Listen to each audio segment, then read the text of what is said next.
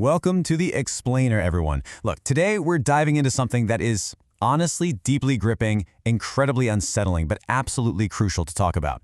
We're going to unpack the psychology, the systemic fallout, and the really messy legal complexities surrounding history's youngest killers. We're looking at exactly how society and the justice system scrambles to react when the literal unthinkable happens. Can a child truly be evil? Seriously, just take a second and let the sheer gravity of that question settle. It's a paradox that completely stops you in your tracks, right? I mean, when a human mind is still developing, still figuring out the absolute basics of the world, how on earth is it possible for it to commit acts of extreme, calculated violence?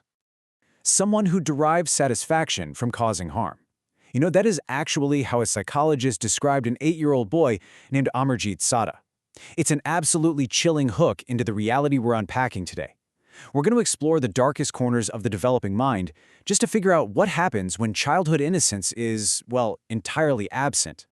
Section 1. The End of Innocence. The Case of an 8-year-old. Okay, let's dive right into this. We're starting back in 2007 in a village in Bihar, India. And this case shook the entire globe because it involved a child whose age alone makes the facts almost impossible to wrap your head around. 3. That is the number of infants killed by 8-year-old Amarjit. It all started in 2006. He was left to watch his infant cousin and his younger sister. According to the reports, he harmed the baby cousin, eventually causing her death, and then hit her body. And then months later, his own infant sister died under horribly similar circumstances.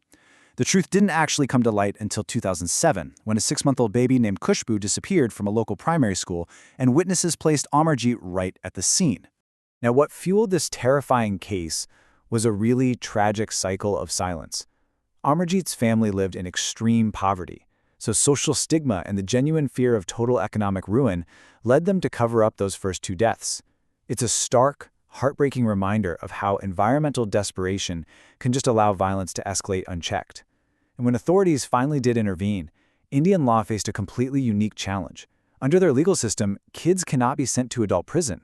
So Amarjit could only be held in a juvenile home until he turned 18. That's it. Moving on to Section 2, Nature, Nurture, and Trauma, the Origins of Violence. To really figure out the psychological why behind these horrific acts, whether it's nature, nurture, or profound trauma, we actually need to step back in time. Let's trace the timeline of Jesse Pomeroy in Boston. Born in 1859, Jesse had a medical condition that affected his eye, and this led to just relentless, severe bullying. Now notice how his behavior escalates. By 1871, when he's just 12 years old, he starts luring and attacking older boys. He's actually sent to reform school, but he gets released early, in February 1874. Well, just weeks later, 10-year-old Katie Curran and another young child are found deceased. The sheer calculation and planning coming from a 14-year-old, it completely shocked 1874 Boston to its core. During his trial in 1874, Jesse's defense basically argued that he suffered from moral insanity.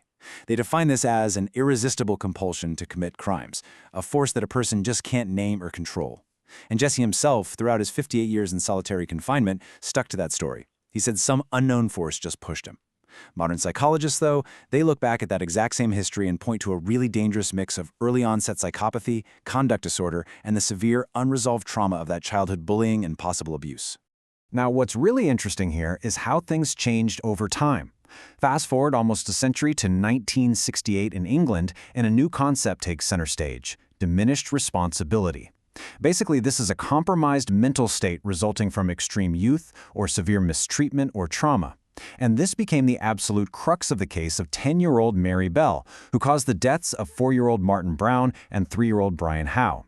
You see, Mary's life, right from birth, had been marked by severe neglect and truly horrific mistreatment.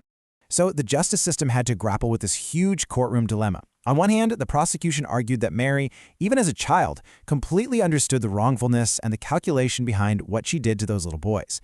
The defense, on the flip side, argued that an 11-year-old fundamentally lacked criminal intent, arguing she was primarily the victim of a deeply traumatizing childhood. Ultimately, the jury landed in the middle. They found Mary guilty of manslaughter due to diminished responsibility rather than outright murder. All right, Section 3. When the system fails, the breaking point of justice. While Mary Bell's trial showed a legal system trying its best to balance trauma and accountability, other cases have basically pushed juvenile courts right past their breaking point.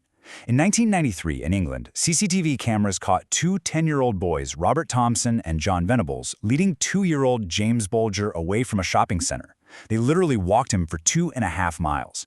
Dozens of people saw them. Some even stopped to ask questions, but no one actually intervened. The attack on that toddler was so extreme that the judge at their adult trial later described it as an act of unparalleled evil and barbarity.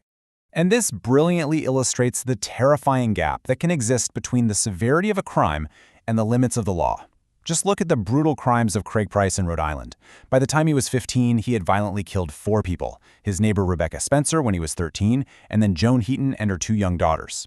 But here is the legal consequence. Because he was arrested right before his 16th birthday, Rhode Island law strictly mandated that he be treated as a juvenile. So his absolute maximum sentence for 4 brutal murders, just 6 years. That's it. He would be held until age 21. Objectively speaking, the system was just utterly unprepared for someone like Craig Price. As you can imagine, this sparked intense community outrage and massive citizen lobbying. The case blew up. It even drew the attention of President Bill Clinton. Now, Rhode Island did successfully pass new laws to try serious juvenile offenders as adults, but here's the catch. Legally, those changes could not be applied retroactively to Craig Price. He essentially beat the system. However, he didn't end up walking free at 21. Because of continuous violent infractions while he was locked up, he accumulated additional sentences that have kept him behind bars well into his 50s. Moving into the modern era, Section 4, the digital age influence, dark subcultures, and manipulation. As we jump forward to more recent years, the whole landscape of juvenile crime really shifts. We enter the digital age, where the profound, quiet isolation of a troubled kid can be dangerously exploited by adult manipulation on the internet. Take the 2006 case of Jasmine Richardson in Canada. Jasmine was a 12-year-old girl who'd fallen really deep into a dark, online goth subculture. And that is where she met Jeremy Stank. He was a 23-year-old man who claimed to literally be a 300-year-old werewolf, and he even wore a vial of what he said was blood around his neck. It's an incredibly bizarre and dangerous dynamic, right? You have this impressionable preteen being manipulated by an older adult who is completely immersed in violent fantasy. Let me walk you through exactly how fast this escalated. Step 1. Jasmine's parents find these terrifying dark messages and, understandably, they forbid contact and ground her. Step 2. She goes right around them, keeping up this secret online communication, which Jeremy uses to just fan the flames of her resentment. Step 3. The pair actually watch the movie Natural Born Killers together to draw violent inspiration. And then, Step 4, the horrifying conclusion. Jeremy enters the Richardson home. Jasmine's parents and her 8-year-old little brother are killed. Because of this, at just 12 years old, Jasmine became the youngest person in Canadian history to be convicted of multiple murders. Finally, Section 5. Can a child be reformed? The lingering debate. So the absolutely crucial point here is what happens after. When the trial is over, the gavel drops, and the sentence is handed down, society is left with the hardest question of all. Can a child who commits such heinous acts ever truly be reformed? And as we look at the facts, the aftermath is entirely unpredictable. Look at Amarjit Sada. He was released back into society at 18 with a new identity, and his whereabouts today are completely unknown. Mary Bell served 12 years and now lives entirely anonymously, with extended protection for her family. Same goes for Jasmine Richardson. She was released in 2016 after serving a 10-year sentence and lives under a new identity. But then look at the Bolger killers for a stark contrast. Robert Thompson has reportedly never reoffended and lives quietly. But John Venables, he's been recalled to prison twice for severe new offenses. And Craig Price, the teen who originally faced just a 6-year maximum sentence, is still in prison today because of his own ongoing violent behavior. And so, after all of this, we finally arrive at the core question. Where does accountability begin for a developing brain? It's a debate that honestly has no easy answers. We are caught somewhere between the deep societal desire for punishment, the biological reality of age, and the truly terrifying existence of what some might just call true evil. Thank you so much for joining me for this explainer. Keep questioning, keep learning, and I'll catch you in the next one.